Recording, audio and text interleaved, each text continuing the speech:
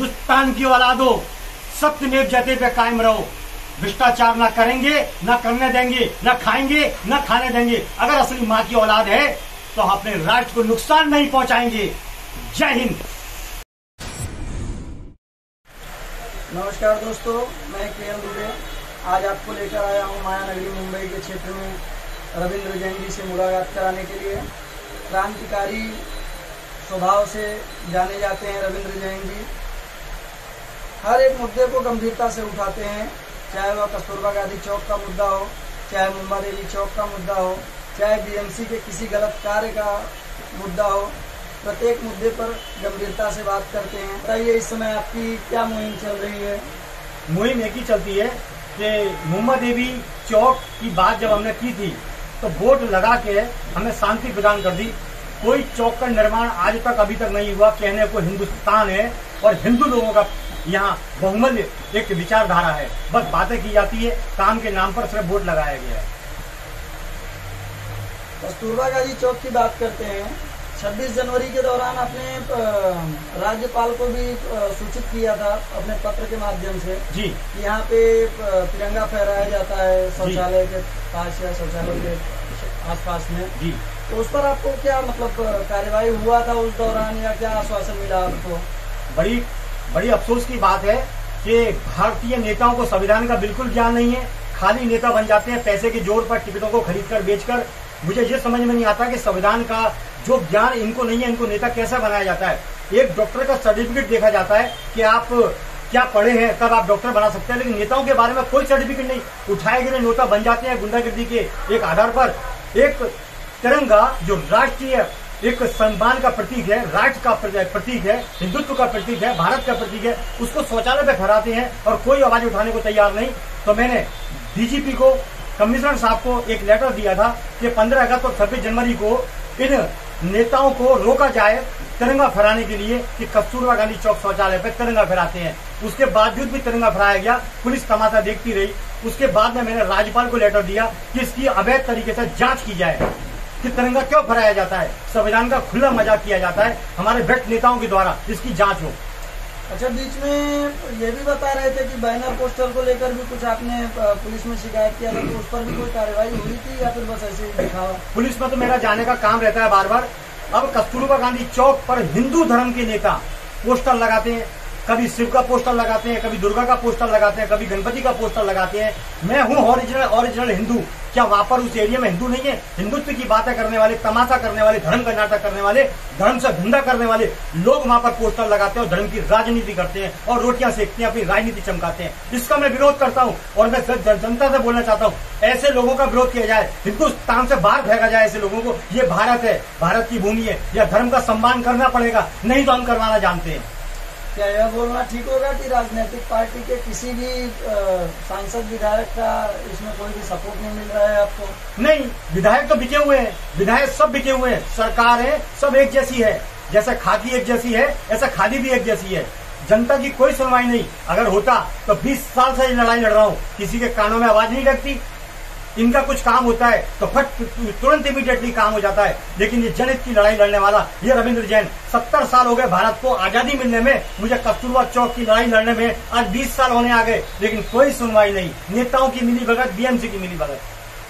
मुंबा देवी चौक के बारे में क्या कहना चाहिए? मुंबा देवी चौक के बारे में उनको शर्म आनी चाहिए। हिंदुत्व की बातें करते हैं, खुद हिंदू है, नेता हिंदू है, वहाँ का डिपार्टमेंट हिंदू है, तो भी मुंबा देवी चौक के नाम पर गंदगी फैली हुई है। वहाँ पर कोई सुविधा नहीं, लूट मार मची हुई है, तमाशा कर रखा है। बाहर में मुंबई का नाम बदनाम है। आराध्य देवी है पूरी दुनिया की, मुंबा देवी दुनिया की आराध्य देवी है। मैंने चमत्कार देखे मुंबा देवी के साक्षात, इसलिए मुंबा देवी चौक का मैंने हल्ला मचाया, चौक बना। अब चौक गोल चौक भी बनेगा, उसका नक्शा मैं बताऊंगा, मीडिया के माध्यम से बताऊंगा। बाकी किसी नेता पर मैं भरोसा नहीं करता हूं, न भरोसा करूंगा।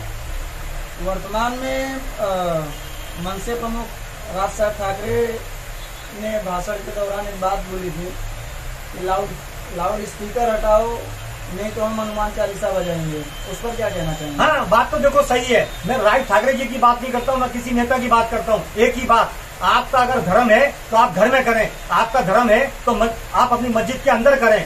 हमारा मंदिर में कभी भी हमने पब्लिक को हैरान नहीं किया, कभी भी हनुमान चालीसा को रोड पे लाके खड़ा नहीं किया। आप आपका अनजान आपके घर में करें। आपके मस्जिद में करें। ये पब्लिक को हैरान करने वाली बातें हैं, पब्लिक की सोच की विचारधारा को बदलने की बातें हैं। इस पे बहुत समझदारी से काम लेना होगा और इस विषय पर गंभीरता से विचार करना होगा। एक ही जंगल में एक ही शेर होता है, उसको चुनाव करने की जरूरत नहीं पड़ती है। एक ही शेर है इस समय भारत में, वो है योगी आदित्यनाथ, जिनका मैं खुल के समर्थन करता हूं। और ऐसे राष्ट्रभक्त नेता को मैं सैल्यूट करता हूं 1000 बार, कोई गिनती नहीं मेरे सैल्यूट की, क्योंकि मैं उसी को सैल्यूट करूंगा जो देश हित में काम करेगा, वो है योगी आदित्यनाथ। बाकी 99% नेता अय्याशी में मदोस होके डूबे हुए हैं, उन्हें राष्ट्र से कोई मतलब नहीं, अपनी दुकानदारी से मतलब है सिर्फ और सिर्फ। राज साहब ठाकरे का जो भाषण आया है जी, उस भाषण को सुनने के बाद ऐसा बोल सकते हैं कि बाला साहब ठाकरे के मार्गदर्शन पे चलने का कार्य करेंगे? नहीं, ये राजनीतिक एजेंडा भी हो सकता है, लेकिन ये बात सही है, एक तरफ राजनीतिक एजेंडा है, चुनाव आ रहे हैं, और एक तरफ बात सही है कि भोंपू के बारे के अंदर आप पब्लिक को क्यों हैरान करते हो? क्योंकि हिंदू मुस्लिम सब एक जगह पे इकट्ठे होकर रहते हैं, वहाँ एक धर्म का भोंपू बजता है तो औरों को परेशानी होती है। और हमारा धर्म ये कहता है कि किसी को परेशान मत करो, आप अपने घर में अंदर अंदर जो भी कुछ करना है वो घर में अंदर अंदर करो। उत्तर प्रदेश में कई सिटी, शहर, मतलब तमाम जगह के नाम बदले जा रहे हैं जी। यहाँ मुंबा देवी क्षेत्र में भी इसकी आवश्यकता है? बिल्कुल आवश्यकता है। जो मुगलों ने हमारे धर्म को खत्म किया था, हम उनके धर्म को, नाम को हटाकर अपना नाम वापिस लाएंगे, तो इसमें बुराई नहीं है, इसमें बुराई नहीं है। सोशल मीडिया पे आपके कई वीडियो देखने को मिलते हैं, जिसमें आपका एक पार्किंग से संबंधित भी वीडियो था जी। अवैध पार्किंग जो जिस तरीके से चलाया जा रहा है जी, भविष्य में खतरा बता रहे थे कि ऐसा कुछ हो सकता है, उसको क्या बोलना चाहेंगे? बिल्कुल हो सकता है। यहाँ की पुलिस को सिर्फ हफ्ते से फुर्सत नहीं है, तो ये अवैध पार्किंग का बात किधर आया? वो तो अवैध पार्किंग होगी। पुलिस को एक ही काम करना है कि हफ्ता मजदूरी बंद करके ईमानदारी से राष्ट्र हित में काम करना है। सरकार उनको खाने का पैसा देती है, फिर क्या दिक्कत है? फिर अवैध पार्किंग क्यों? इसमें घटना का जिम्मेदार आम पब्लिक होगा। कल उठ के कोई बम विस्फोट होता है, कोई घटना होती है, इसमें जनता को नुकसान होगा, इन लोगों को कुछ नहीं होगा। इसलिए राष्ट्र हित के अंदर वसूली बंद होके राष्ट्र हित में काम होना चाहिए। जनता को क्या संदेश देना चाहेंगे आप? जनता को जागरूक होना चाहिए, हर तरह से जागरूक होना चाहिए जनता को, और आवाज उठाना चाहिए। यह है मेरा मुद्दा। देवी चौक को लेकर लगातार आप आवाज बुलंद कर रहे हैं, उस पर क्या कहना चाहेंगे? ये हिंदुस्तान है, यहाँ हिंदू लोग रहते हैं। मुंबा देवी चौक के लिए आवाज उठाने के बावजूद सिर्फ एक वोट लगाया है, 3 का वोट लगाया है। खुद को हिंदुत्व की बात करते हैं, सिर्फ वोट लगाया है। पता नहीं कितने चौक, कितनी रोडों के नाम पर, मुगलों के नाम पर है, लेकिन मुंबा देवी के नाम पर इन नेताओं को कभी ध्यान ही नहीं जाता है। सिर्फ एक वोट लगा के खड़ा कर दिया है आश्वासन के लिए। ये है हमारे नेताओं का हाल। इसके पहले भी 6 महीने पहले लगभग आपने इस विषय पर बात किए थे, लेकिन उस पर कुछ जवाब आया? आपको जवाब मिला या ऐसा कोई आश्वासन के यहाँ आगे हो सकता है? मैं तो बराबर प्रक्रिया कर रहा हूँ, क्योंकि ये मोटी चमड़ी के लोग होते हैं, इनको बस मैं पीछे लगता रहता हूँ। भाई मुंबा देवी का चौक बनाओ, एक छोटा सा गोल चौक बनाओ, एक गार्डन टाइप का बनाओ, एक स्मारक टाइप का बनाओ, तो लोगों को सुविधा हो ट्रेन से उतरते ही कहाँ जाना है कि मुंबा देवी चौक जाना है। आज तो हालत ऐसे हैं कि कहाँ जाना है कि मोहम्मद अली रोड, फलाना रोड, ढिमाका रोड, इस तरीके तो हालत पैदा है हिंदुस्तान के अंदर, भारत के अंदर। जैसे उत्तर प्रदेश की सरकार जी प्राचीन हिंदुओं के जो नाम थे झीलों के, शहरों के, वैसे रख रही है, और आप यहाँ महाराष्ट्र सरकार में अकेले लड़ाई लड़ रहे हो राष्ट्रवाद के लिए जी। तो ये बताइए, यहाँ पे आपने किस किस से मांग की कि आपके पवित्र मुंबा देवी क्षेत्र, मुंबा देवी स्ट्रीट के बदले जो शेख मेमन स्ट्रीट नाम है उसे बदलने के लिए किस किस से मांग की आपने? और मुंबा देवी इंट्रेंस पे जो दर्शनार्थियों को सुरक्षा कारण बता के 5 जगह मेटल डिटेक्टर से चेक किया जाता है जी, ठीक मंदिर के 10 फुट की दूरी पे अवैध पार्किंग है, उसके लिए आपने कहाँ तक प्रयास किया है? देखिए, सबसे बड़ी बात है कि पूरे हिंदुस्तान की आराध्य देवी मुंबा देवी है, और खासकर मुंबई का जो नाम पड़ा वो मुंबा देवी के नाम पड़ा है। लेकिन जितने भी महाराष्ट्र के नेता हैं वो सिर्फ मंदिर आके दर्शन करके जाते हैं, लेकिन उसकी जो कमियां हैं वो कभी नहीं देखते। पार्किंग के नाम पर अगर कोई RDX रख के चला जाएगा तो मंदिर का क्या होगा? वहाँ कोई सुविधा नहीं, बस सबको अपनी दुकानदारी करनी है, नेताओं को भीड़ लानी है, दर्शन करके फौज के संग आना है और जाना है। और आप देखिए मंदिर के पीछे किस कदर गंदगी बैठी हुई है, वहाँ दारू चरस वह पी जाती है, ये मेरा देखा हुआ बात है। तो मंदिर के अंदर, ऐसे प्रतिष्ठित मंदिर के अंदर कोई सुविधा नहीं, और कोई सुरक्षा व्यवस्था बराबर नहीं। ये कड़वा सत्य है। हालांकि हिंदू नेताओं का एजेंडा दर्शन करने के लिए आता है, लेकिन सुविधाओं के नाम पर ठेंगा, सुविधाओं के नाम पर ठेंगा। ये हाल है हमारे बहरे हिंदू नेताओं का। अवैध पार्किंग के लिए आपने ट्रैफिक पुलिस को और बीएमसी के उच्च अधिकारियों से शिकायत की, उसके बाद इनका क्या जवाब आया? मैंने कार्रवाई क्यों नहीं की? नहीं, मैंने कोई कार्रवाई नहीं की। अंधे हो बहरे हो, वहाँ पर एक अंधे के आगे डांस करोगे तो डांस करने का कोई मतलब नहीं। बहरे को गाना सुनाओगे कोई मतलब नहीं। ये स्थिति हमारे महाराष्ट्र की है, कोई मतलब नहीं है। उनको दिखाई नहीं देता ना। मैं आपसे पूछता हूँ, आपने मेरे साथ क्वेश्चन किया, मैं आपसे पूछता हूँ, क्या उनको दिखाई नहीं दिया पार्किंग करते समय? ये मंदिर है, यहाँ पर मुंबा देवी मंदिर है, बम विस्फोट हो चुका है, यहाँ पर बड़ा खतरा हो चुका है कि खाली पैसे के लिए पार्किंग कर दिया। मैं आपसे पूछना चाहता हूँ, ये बात आप जवाब दीजिए। पिछले 70 सालों से उनका स्वभाव बन गया है, वो खुद से कुछ नहीं देखते, उन्हें दिखाना पड़ता है। नहीं, आंखें है ना, बुलाना पड़ता है। आंखें है ना, भगवान ने होती तो आज हमारा देश ऐसा नहीं होता। शाम 5 बजे के बाद से हर टेरिस से कहीं ना कहीं धुआं दिखना शुरू हो जाता है जी।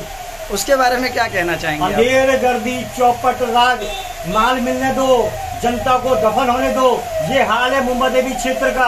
यहाँ पर अवैध गलाई होती है, जिसका धुआं कैंसर पैदा करता है, लेकिन किसी को कोई लेना देना नहीं। सब अपने हाल में मस्त हैं, सबको माल मिलता है, सब अपने माल में मस्त है।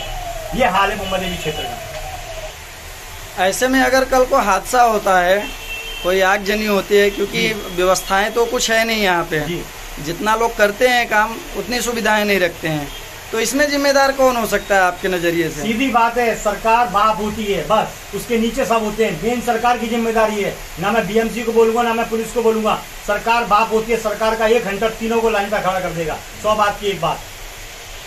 हमें पता चला कि आपकी लड़ाई में ये मुद्दे भी हैं कि मुंबा देवी झवेरी बाजार क्षेत्र में हर छतों पे जी अवैध सोने भट्टी है, वहाँ पे गलाई का काम होता है जी, जो कि भ्रष्ट फायर ब्रिगेड के अधिकारियों की मिलीभगत से और पुलिस की मिलीभगत से हो रहा है। यदि एक बिल्डिंग में आगजनी की घटना होती है और वो अवैध भट्टी वाले की वजह से आग फैलते चली जाए और पूरा झवेरी बाजार भस्म हो जाए जी, तो इसके लिए आप किसे जिम्मेदार मानेंगे? सरकार बाप है। सरकार बाप है, इसमें औलादों की नहीं चलती है। सरकार के पास कलम है, सरकार के पास पावर है। ये सरकार की जिम्मेदारी, और ये चीज सरकार को मालूम है, क्योंकि मुंबा देवी क्षेत्र कोई छोटा मोटा क्षेत्र नहीं है, कोई छोटा मोटा क्षेत्र नहीं है। वर्ल्ड विख्यात क्षेत्र है मुंबा देवी। उसके विकास के ऊपर इन्होंने बिल्कुल ध्यान नहीं दिया। मैं खुद देखता हूँ पब्लिक कितनी परेशान होती है। हर चीज की प्रॉब्लम है वहाँ पर, आने को लेकर, जाने को लेकर, हर जगह अवैध कब्जे, हर जगह वहाँ गंदगी का धुआं, एसिड का धुआं वहाँ पर, लेकिन सरकार को चिंता नहीं है इस चीज की। तो क्या आपने बीएमसी के हेल्थ डिपार्टमेंट में इसकी शिकायत की कि यहाँ पे अवैध चिमनी के धुओं से, जहरीले धुओं से क्षेत्र के नागरिक बीमार पड़ रहे हैं? अच्छा। एसिड के धुएं 5 बजे से 7 बजे तक रोज दिखने को मिल जाते हैं, तो क्या जवाब आया उन लोगों का? नहीं, मैंने कोई जवाब उनको नहीं दिया। मैं उनसे जवाब पूछूंगा कि आप इतनी दुकानदारी रोज करते हैं, रोज जेब भरते हैं, कि आपको समझ में नहीं आती है कि हिंदू बहुल एरिया होने के बावजूद, मुंबा देवी क्षेत्र होने के बावजूद, मुंबा देवी अधिष्ठायक देवी होने के बावजूद वहाँ पर ध्यान नहीं दिया जाता है?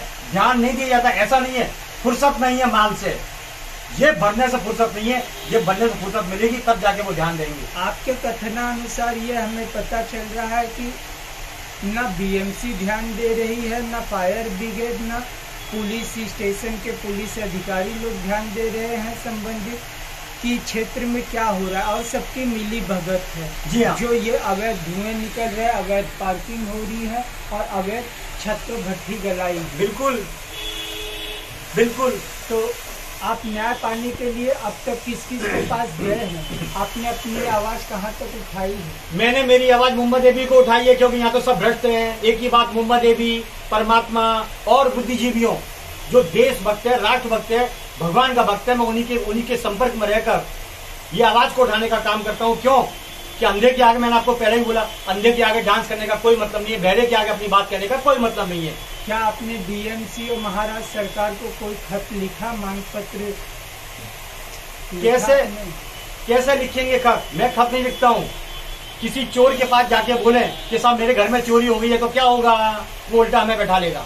या हो सकता है सरकार को पता ही न हो किसी से 48 जिले देखने, एक मुंबई जिला नहीं, मुंबई में आप दक्षिण मुंबई की बात कर रहे हो, तो यहाँ पे सरकार की बीएमसी का वार्ड होगा, पुलिस स्टेशन होगा, फायर ब्रिगेड ऑफिस होगा, आपने एक भी शिकायत पत्र वहाँ पे दिया? आप बोलते हैं आप वहाँ नहीं गए तो कम से कम महाराष्ट्र सरकार उद्धव साहब ठाकरे के नाम से कोई खत लिखा, उनके संज्ञान में ये विषय लाया? नहीं, मैंने कोई विषय नहीं लाया, ना मैं खत लिखूंगा।